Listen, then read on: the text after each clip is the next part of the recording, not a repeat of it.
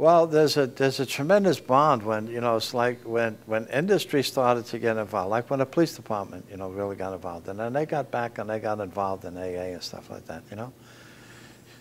You know, when people are sitting at a meeting, they're sitting next to a police officer or something like that, you know, and he talks about his problems and how he kind of got, well, you know, it had some kind of an impact on people. So people started to look at that. And then the people that, you know, years ago, there was a tremendous amount of integrity in this, you know, getting it off the ground. And people didn't want anything to hurt the programs. They didn't want any kind of, you know, scams or anything else like that.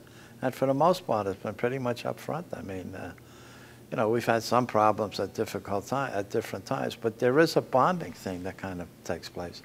So these guys really kind of, you know, they kind of share with each other. And the other thing that's been happening is, again, when industry has taken an interest in getting that guy or that gal back to work, the colleagues and their co-workers start asking questions. You know, you don't want the guys going back preaching about sobriety and all this other stuff, because that's going to turn people off. But one of the things that happened is people started to talk to people that they were a problem on the job, or they were just a pain in the neck, or they just, you know, they couldn't deal with it. So they wanted to know what happened to them.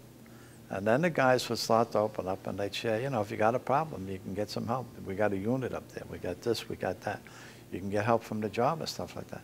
So it kind of like opened up the floodgates in a way. You know, people realized that they could get some help. And the other thing is that, you know, the unions and some of the programs kind of took an aggressive kind of a way.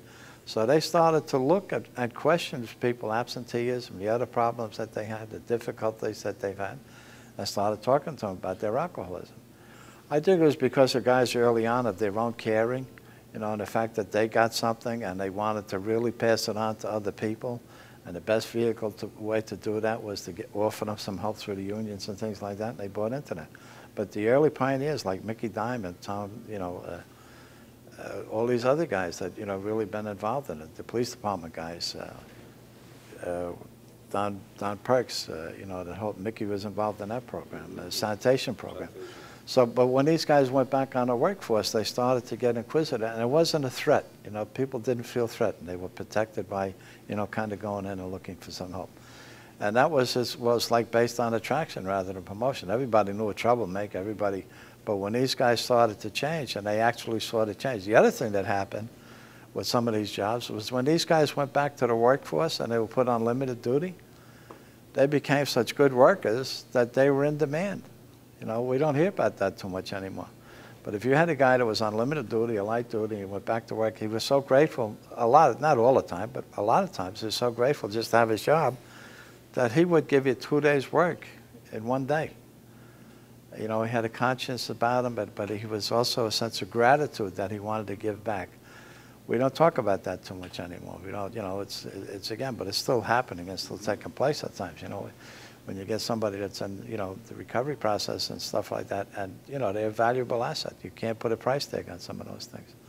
So that's where it really kind of went. And then the fact that management and labor in a lot of cases got together, and they would come up for an intervention with some people, you know, that weren't, you know, really kind of coming to grips with some things. We could call up and have them come up for a meeting and say, you know, this guy's in job jeopardy, or he's doing this problem or that problem. And when he kind of looked at that, then he said, you know, they started to get some help. But union and management were doing it together. So there were dynamic programs that really started that.